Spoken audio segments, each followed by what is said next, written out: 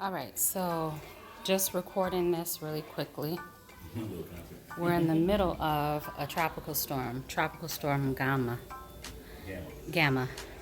And as you see, it's still like on the verge of dusk here. And what I wanted to point out is that one thing that's very significant about Latino culture, even though the power has been out for over an hour, and there's, trees down and it's been raining really hard. Listen to this laughing. Music and laughter. You're going to find that consistently throughout Latin culture. That's one of the things I love about it. No matter what's going on, Latino people will find the joy in it. Like they'll find the happiness in it. It's a tranquilo, regalio type of culture. And so, nobody can do anything about the fact that the lights are out, that the electricity is out. You can't do anything about the fact that there's a tropical storm, so you might as well just enjoy your life, have you something to drink, and sit down and enjoy the weather. Feel the breeze. So, yeah, I just wanted to point that out. Inside my building here, it's really, the way it's constructed, a lot of the outside elements you don't really feel the effect of. As you see, there's some wind. It's not raining right now, but outside, like trees were down, some power lines down, flooding. But the way that this building is constructed, it's all concrete. So it's nice and secure. We actually slept through the eye of the storm when it was hitting. Didn't even feel it. All right, just wanted to point that out. Okay, so they evidently had the generators kick on in the evening, which is actually really smart. Instead of running it during the day, run the generators in the evening, and so the power came back on, literally while I was on the phone with our agent. And yes, man, smart. That's really smart. Instead of, running it during the day, just run it in the evening and conserve energy and at the same time cut costs. So we're good. We're good. And Tropical Storm Gamma, don't got nothing on the Mexicans because they got this handled.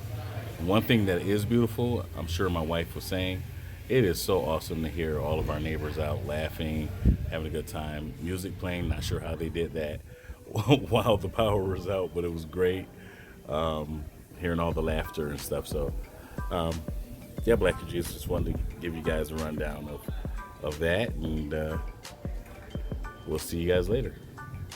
Okay, standing in queue to get necessities for Category 4 storm that's coming, and people are busy. It's going to prove to be another amazing adventure for the Blacugees. Look at that line. Hey, Blacugees, I'm checking in with you guys. Look who we have here. Hello, We hola. have Lisa Dillon.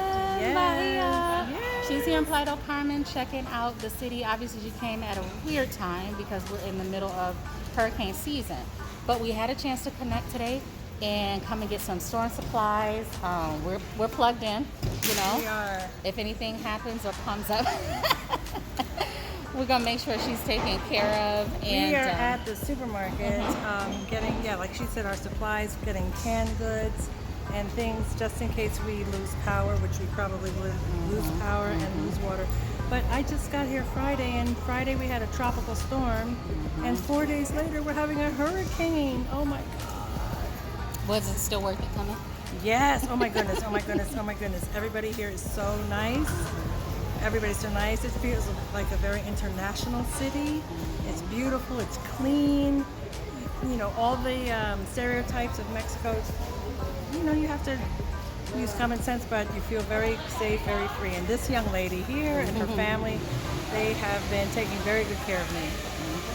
Tell her what I brought you from the United States. Oh yeah, she brought me some grits because you can't find those here. She brought I ordered some sneakers online, some running shoes for my husband, and what else was that? Oh, and some hair products because that's also a challenge here. So we just wanted to check in. I'm gonna do like a little pan here so you guys can see. It's not too crazy, right, Lisa? No. It's not too crazy. You have people here getting what they need, but they're not like, you know, panic buying or clearing the shelves. Yes, there's plenty of toilet paper still left on the shelf. That's right. And hand sanitizer And too. hand sanitizer. All right, guys. Wanted to check in and just show you Adios. beautiful Lisa. Adios. All right, guys. Take care. Bye.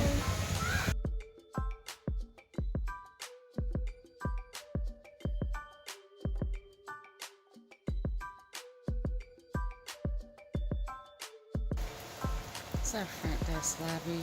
They have everything boarded off, sealed up. And this is the little bit of rain that we have so far.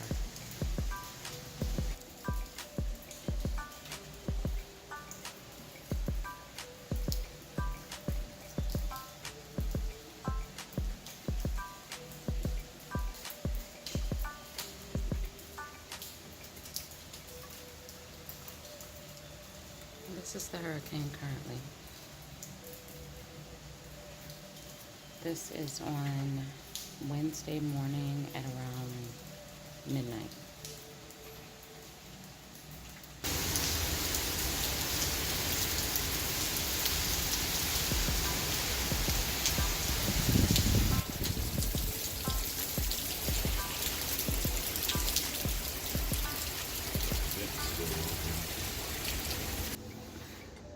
Okay, so this is the day after Hurricane Delta.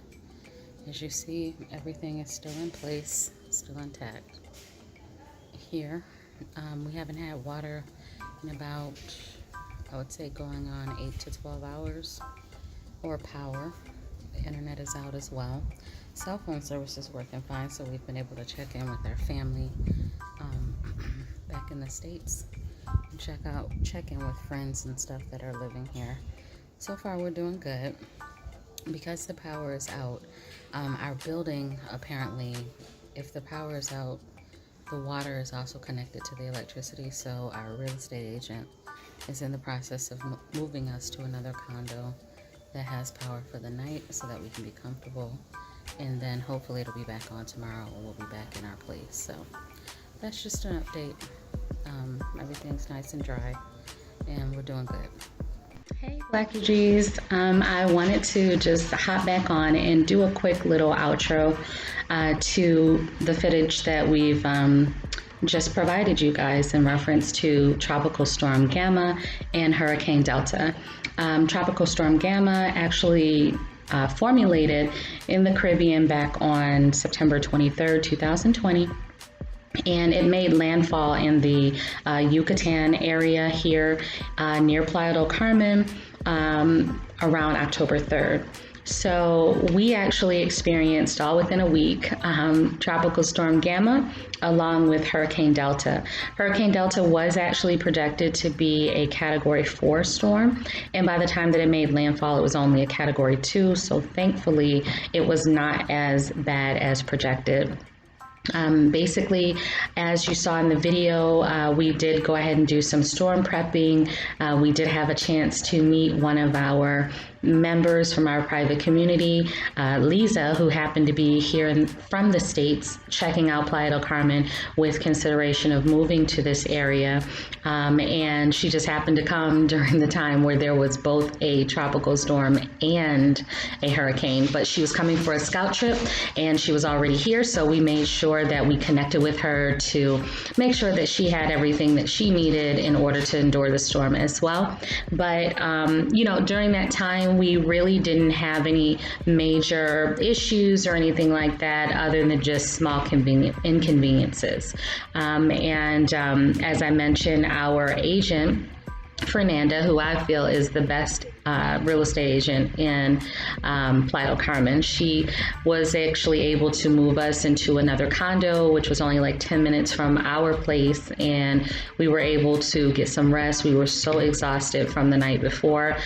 We really weren't able to sleep because the power was out, the air conditioning was out, and it just was sort of nerve-wracking. So we didn't sleep too well during the hurricane, and so she moved us to another condo, which was very similar to the building that we live in currently. So it was fully functional. We didn't actually get any coverage of or any footage of the actual apartment that they moved us to because we were just tired and just worn out and just wanted to just chill. So we got there, took showers, I cooked something for dinner, and we just sort of relaxed for the rest of the night. So with that being said, I didn't get any footage of that apartment, but it was, everything that we needed for the night, and it was a nice modern place. And, we had our own space, and our kid had his own space as well. So with that being said, the very next day we got a call from Fernanda that our building was back up and functional, and that she was going to send her assistant to come and pick us up and bring us back over to our place, which he did. And basically by the next day we were back to normal. Our building was back functional, the internet, the electricity, the Wi-Fi was back working, and pretty much the city was back to its normal hustle and bustle. Restaurants, grocery stores, gas stations, everything was open again. During the storm, during the transition between the tropical storm, which I believe was around Thursday or Friday, and then the hurricane, which was like Monday or Tuesday, you did have certain stores and things like that were closing a little early, but nothing, too major. The day that the hurricane was supposed to hit that evening, they did start shutting down the city around 3 p.m., between 3 and 5 p.m. They actually declared the state of Quintana Roo an actual dry state during that time. So here in Playa del Carmen, by 2 p.m. Central Standard Time, none of the grocery stores or liquor stores or gas stations or anything like that were selling any alcohol. So it was considered what they consider a dry state. And the purpose of that is that if there's a natural disaster happening and coming, they don't want their citizens to be, disoriented or, inebriated during that time. They want you to be aware and alert when this natural disaster is happening so that you can save lives, so that you can save your life and save someone else's. And they don't want people being drunk and totally out of it, and something happens, tragic, and they're not able to, be able to survive. So I understand a lot of people were very annoyed by it and felt it was unnecessary, but I do understand, the purpose of how it is something, that is beneficial, because it did, it probably prevents a lot of deaths, So, so other than that, I don't want to minimize the Tropical Storm Gamma nor Hurricane Delta. Like I said, by the time that it made landfall, it was actually only a Category 2 storm, not a Category 4 as it was projected. But I don't want to dismiss and be dismissive about it, saying, we had a hurricane, it's nothing happened, because I'm sure there were a lot of people that were really affected by it. And I don't want to be dismissive of other people that may have had, tremendous structural damage or property damage or flooding, or if there were any deaths and things like that. I know in Cancun there was a lot of damage in Cancun. Also in Merida there was a lot of flooding in certain zones and things like that, and other little parts and other little cities and towns along the Yucatan were affected. So I don't want to make it seem like, everything was just perfect for everyone. I'm just saying, as far as our personal experience, we were here during both the tropical storm and the hurricane, and it wasn't something that was, traumatizing to us.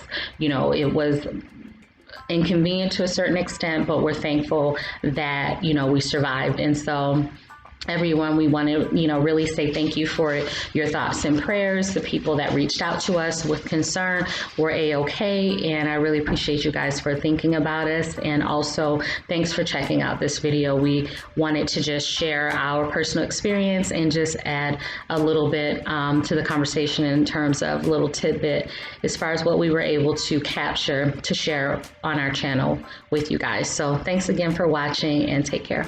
Bye.